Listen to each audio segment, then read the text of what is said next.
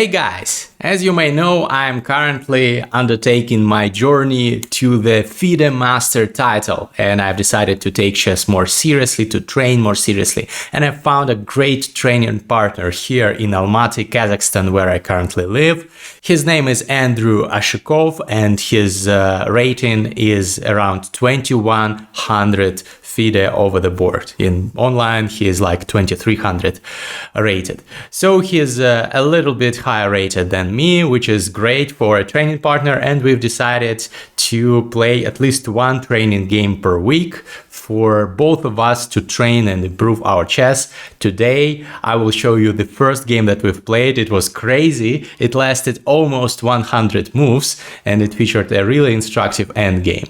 My coach, Grandmaster Farukh Amanatov, told me when I showed him this game that I played an almost model endgame in this game, which is a nice sign for me because endgames were never my forte. Maybe I've learned something about them. So let me just show you the game. We both played quite well, and I think you are going to like it. So quick remark about the time control. We decided to play with a time control of 35 minutes per game with 30 seconds added after each move. That's the time control that is almost like classical chess, but a shorter version, semi-classical, so to say. It allows us to both think deeply on some moves and not spend the whole day on a single game. So let's dive into the game. I'm playing with the black pieces, and my opponent plays against me this rare setup against the French defense. Usually people play d4 and e5 after encountering the French, but my opponent likes this system. He told me that he plays the same against Karo Khan, so he's used to such setups. But okay, it's not the most challenging system for black. It's approximately equal. The computer says it's 0.0, and I know some theory in this system, so I was happy to see it. I've recently played a game in Almaty in a classical tournament against a young Kazakhstani prodigy in the same variation. I managed to lose, but not because of the opening. In the opening, actually the same moves happened in the opening of that game. Here there is a nice trick. Knight takes e5, so I'm not losing a pawn because I gave up this pawn, but I took this pawn, and if white takes, then this knight becomes undefended and I take it with my queen, so that's not too challenging. My opponent responded with bishop b5, but I just retreat my knight to c6 to block. It's important to move this one to c6, not this one, because if I move this one, then this can be taken, and if I take, this can be taken, and this can become dangerous, although even this is okay for black after queen e4 check, protecting this. But no need to go for this. The best move here is knight e to c6, and this is where my opening preparation finished. I didn't expect this particular line from my opponent. But I was ready. I was prepared because I've been playing French for many years and I know this line, but this is the end of my line in my file. I know that this is equal. This is all I know, and my previous game with my young Kazakhstani opponent went like bishop takes c6, I think, something like that. So he decided to take here first and then take here. And this was the position, and I was already even a little bit better, I think, in this position with the two bishops, but I managed to stupidly lose that game. But my opponent now takes just one time, and here later after the game he told me he had this in his file, but he mixed up the move order. So he wanted to go here and then to go here and put pressure on my c6 knight. There's nothing dangerous about this for black, but you have to be precise. Maybe the best move is bishop e7, the computer says, to castle as soon as possible to get out of this line of sight of this bishop. But my opponent here thought for some time, trying to remember the lines, and went knight e5, and this is just tragic. This is very bad move, actually. The computer strongly dislikes it, and I immediately knew that something was off, and I immediately spotted queen d5, forking the knight, the bishop, and the g2 pawn. So I played queen d5, and here I was like, why the hell did he move his knight to e5? Didn't he realize that I have this strong response? And it turns out that the position of white is already almost collapsing. So the best move the computer gives is queen e2, getting rid of this g2 pawn and moving the rook to f1. But this is not a happy decision for for white. Of course, I don't take this pawn because that would hang this, because this is attacked 2 times. But I can just go bishop d6, for example, and then castle, and I'm up a pawn, and I have a great position. This bishop is still not developed. It's looking into it's looking at its own pawns. So yeah, that was the line I was calculating also before going queen d5. Briefly, I calculated that queen e2, queen takes g2, and I'm absolutely fine. But the computer says that white should give up this pawn. My opponent did something else. He took with the knight, a more natural move. But in this case, of course, I don't take with the pawn, even though I could have taken with the pawn and also gotten a pleasant position. But in this case, it's approximately equal. But I of course take with the queen, and this knight is now hanging, and the position is really unpleasant. The only retreating move for the knight is knight d4, and here I have a plethora of pleasant moves. So I was thinking about 3 candidate moves here: queen d3, queen d5, and queen e5 check. And the computer prefers queen d3, blocking this pawn from ever moving forward, also preventing white from castling and attacking this knight. I initially thought to go queen d3, but I didn't like the fact that the knight could retreat to f3 and then queen e2. Turns out it's absolutely fine and great advantage for black. The computer gives b6 with bishop b7 next, and if he goes queen b3, for example, I can just trade the queens. I didn't think about that, but turns out the endgame is really great for me, because he still cannot castle. That means that he cannot activate this rook, it cannot join the game. He cannot move the king also to these squares, because the bishop restricts any movement of the king. So he's just completely paralyzed, and I can in the meantime go like activate my bishop, activate my rook, join the action here, maybe put my bishop on this diagonal, also possible. So this is not winning, but very pleasant for black, even though the pawn amount is equal. But I calculated for some time queen d3. I also calculated queen d5, but it's a similar position. Knight retreats to f3, and I decided to make him move the knight to e2, because it's a check, and so the knight should move back, otherwise it will get taken. And it's still a pleasant advantage for black, but I allow d4 with a tempo hitting my queen, so that was not the wisest decision. But I thought I'll be doing great after the following sequence of moves: bishop d7, bishop d7, d4, the queen is attacked, so queen moves to e4. Then he castles to protect this pawn, and I go bishop c6. And this battery is eyeing the g2 pawn, but then he has to go f3, otherwise he'll get checkmated. And my queen retreats somewhere. That's what I quickly calculated in my head. And I thought, you know, Grandmaster Ben Feingold says, never go f3. So I thought f3 is a bad move here, because this diagonal becomes open for my, for example, bishops later on attacking the king. The pawn is on d4, so it's not possible at this point, but maybe I'll break through and win that pawn and start an attack, or maybe I will put my bishop on d6 and start an attack over here. So I really liked my position, and I went for this. So bishop d7, d4, queen e4, taking the g2 pawn, castles, bishop c6. That's exactly what happened. f3 is the only move. My coach didn't like this plan for me. He told me when we analyzed this game that, why did you do this? Why did you put your queen on e4? Because f3 is a move that he'll definitely have to make, because he'll have to try to kill this bishop. Otherwise, it will be too strong, looking at this g2 pawn with various ideas of like queen g6 attacking on g2, maybe some ideas of sacrificing the bishop on g2 in some variations. So f3 is practically forced for him. Why have you put your queen on e4 in this variation. Why haven't you put it here or, I don't know, any other square? So that was what my coach told me, and in retrospect I understand that this was not the most precise way to play, but okay, I went to h4. My queen is quite active, but he somehow untangled and he has some chances now. So he's still worse, minus 0.5, but nothing decisive yet. I develop, he goes bishop e5. I was calculating for some time a move queen e1 for him, and I found this nice resource bishop b5,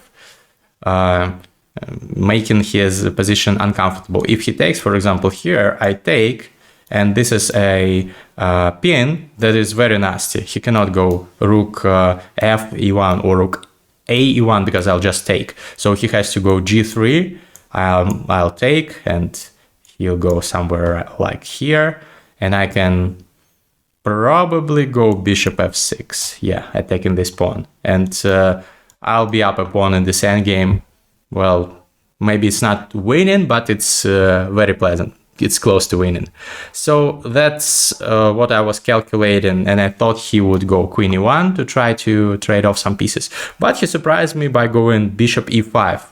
And this bishop does a great job of protecting this pawn, but it can become unstable at some point in the future once I kick it back with f6. But f6 is not a move I really want to make, because this f pawn is protecting the e6 pawn and it's doing a great job, and my pawn mass on the king side is so beautiful. I don't want any weaknesses. So it's a double-edged decision pushing f6.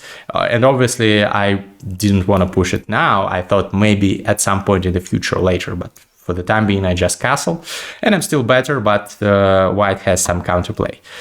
So he goes here knight c3, and turns out, you remember when I kicked his knight back to e2? Turns out it would have been better for me to kick his knight to f3, because on f3 this knight would be more passive. It would be defending the d4 pawn, but it would not be serving any active role. On c3, on the other hand, this knight is supporting this pawn push. In some future, maybe this pawn can move forward, and the c3 knight is doing a great job. So okay, I go rook f to d8, pressuring this pawn. I was thinking to go rook a to d8, but I thought rook f to d8 is a bit more precise, because maybe this rook will join this open file in future. He goes queen e1 now. I actually thought about exchanging the queens here, and I thought that this endgame would be more pleasant, but I thought, why not play with the queens? He has a weak king. Actually, the computer says queen takes e1 is the best decision, so okay.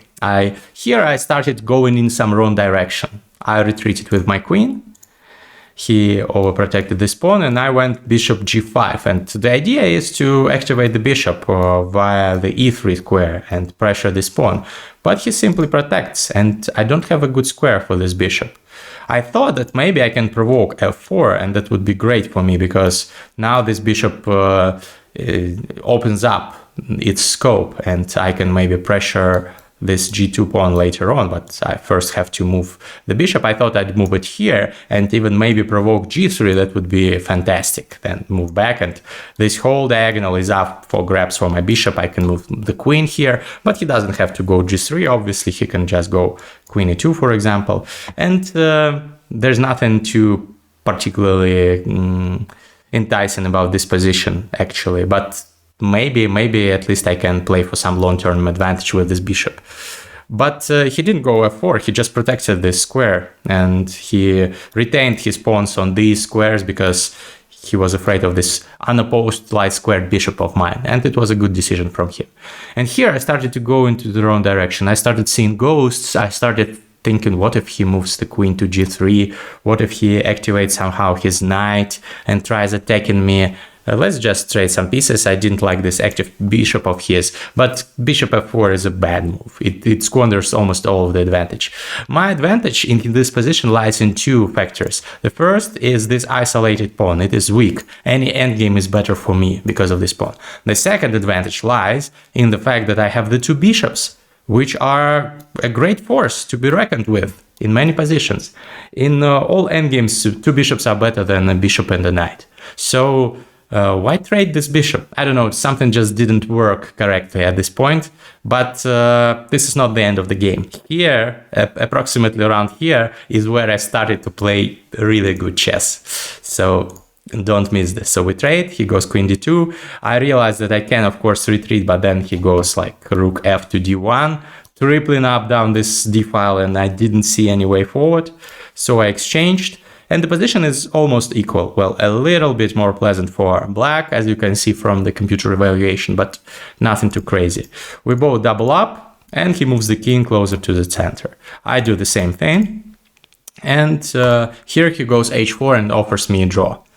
And I realized by this point that it's probably approximately equal. Yes, my bishop is nicely located, but it's not better than this knight.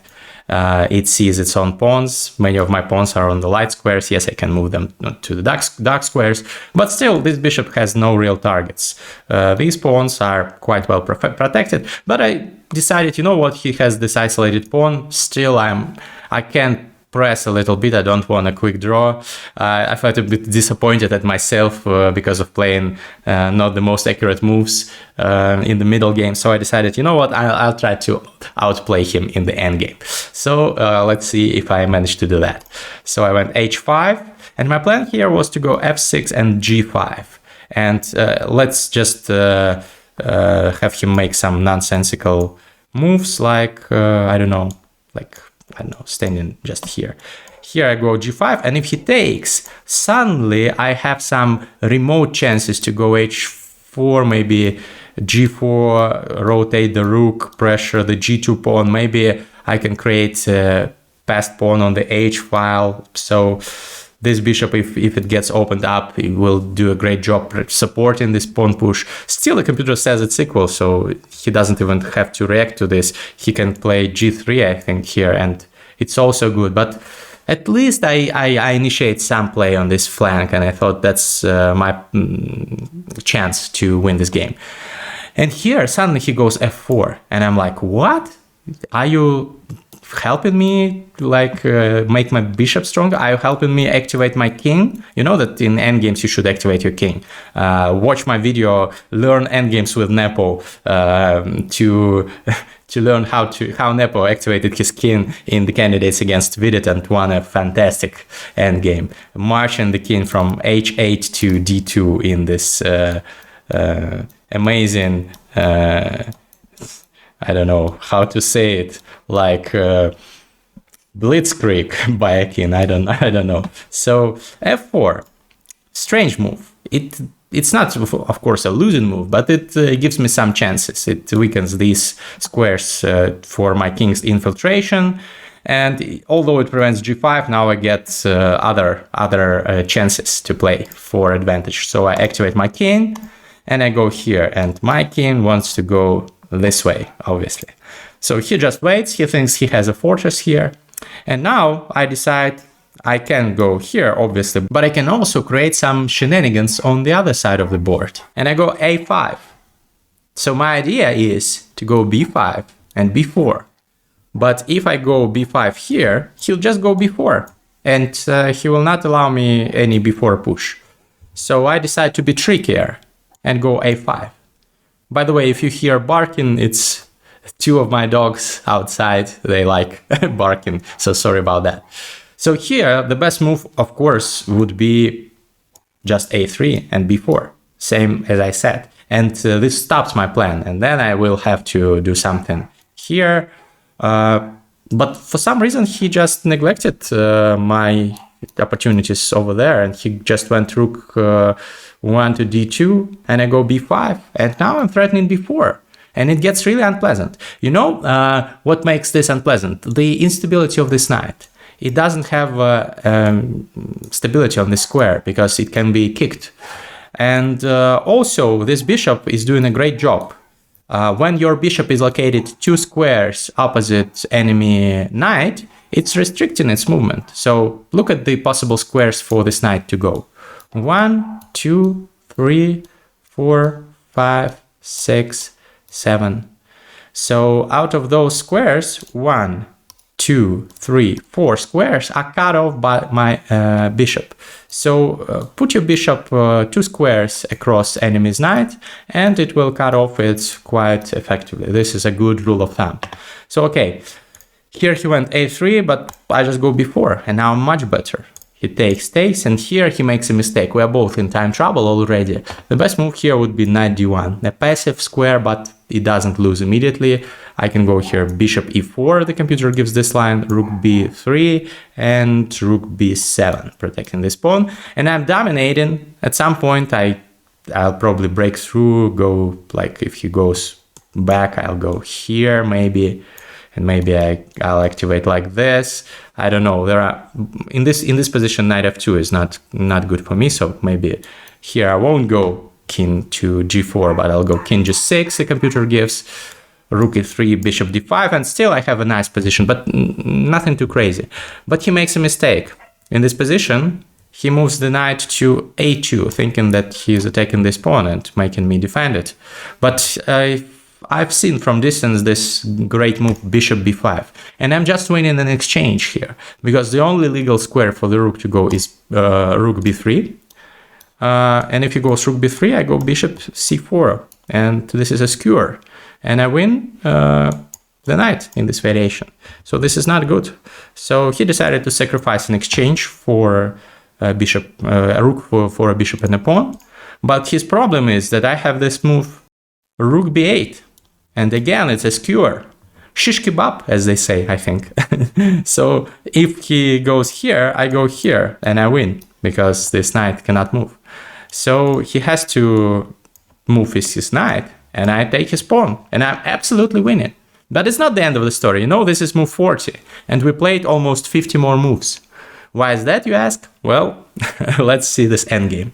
So he goes knight e5, I go here. I decided here to be very precise and not give him any chances. This is the professional approach. In endgames, you just do not allow any counterplay for your opponent. Maybe you win in a slower way, but in a safer way. That's what my coach taught me. So he goes d5, I take, and here I have some checks. I have some opportunity to harass his king, but I just get out of the way with my king. It's more safe, it's safer, it's more professional, and once he retreats, I exchange the rooks. Again, it's not the only way to move. I obviously can go, for example, here, and then my other rook joins the action, and maybe this could have been a quicker win for me. But the more professional approach is to trade. And we trade, and this is, I know that this is a theoretically winning endgame, although I've never studied such endgames. But I thought it's not too difficult to win, so and I turned out to be right. So the way to win this is twofold. You either get your king to these pawns and take them all by making him enter into a position which is called a Zugzwang, where he has no good moves, or you just catch this horsey with your rook and your king, and it will be a fascinating journey of the horsey across the board. You will see it now. Let me just show it to you. So I just give some checks, harass him a little bit, and I go f5 to not allow him ever move this pawn and exchange it. Now I harass him a little bit, winning some time, and my king enters the action. I give him a check and just win some time because 30 seconds are added after every move.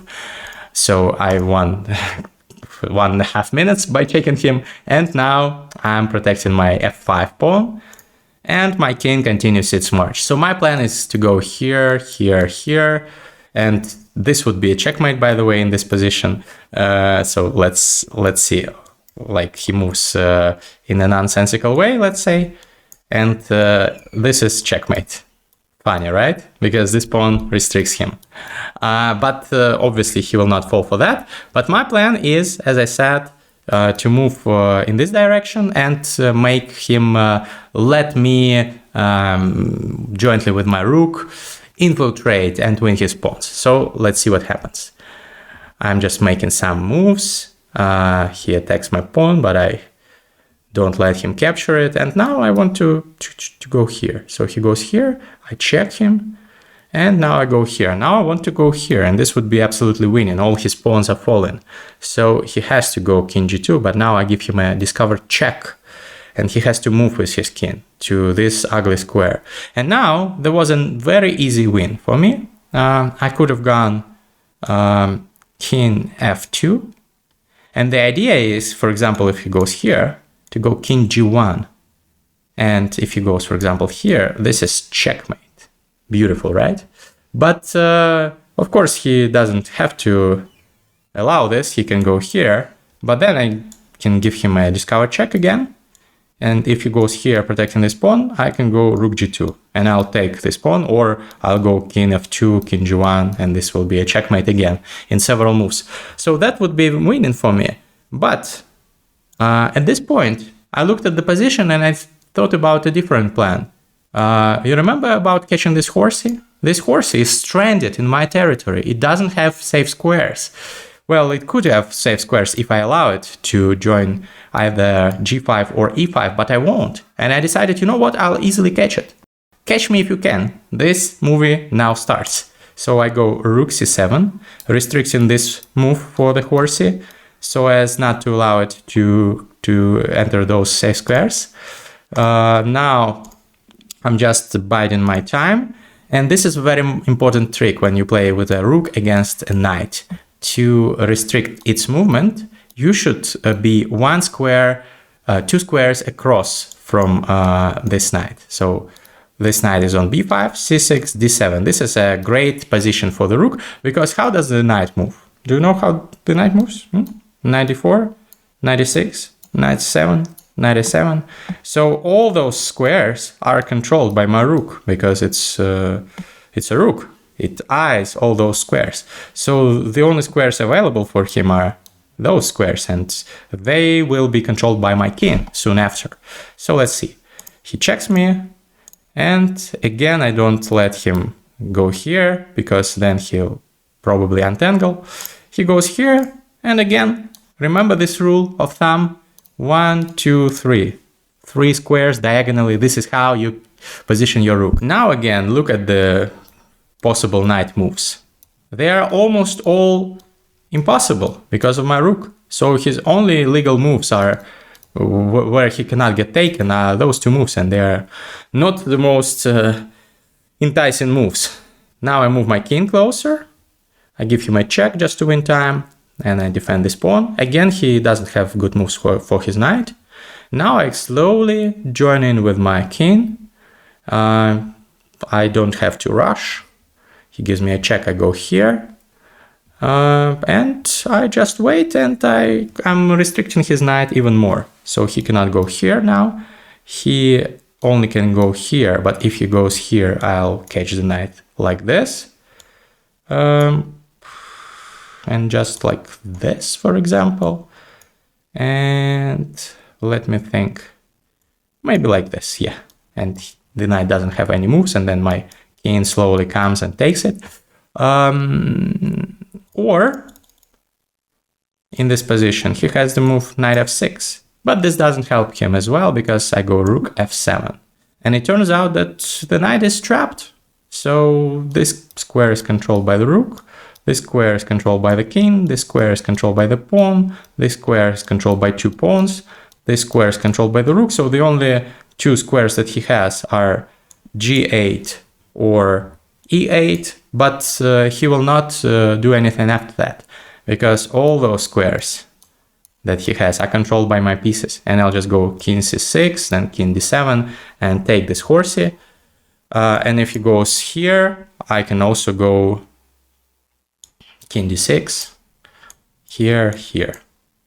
And he doesn't have any squares, and again I'm moving my king here, so let me just show it. That's a possible continuation of this game. Then I just move my rook and I go here, and the horse dies. So in this position, after rook f7, realizing that his knight is trapped, my opponent resigned, and I win the first training game against him. Although he's a rating favorite, but I managed to trick him in the endgame. How did you like the game? I remind you that I am on my way to a FIDE master, so I will produce a lot more content about my training games, training sessions, speedruns, and many other things. So stay tuned and see you in the next one. Don't forget to leave a comment if you liked this video. Bye bye.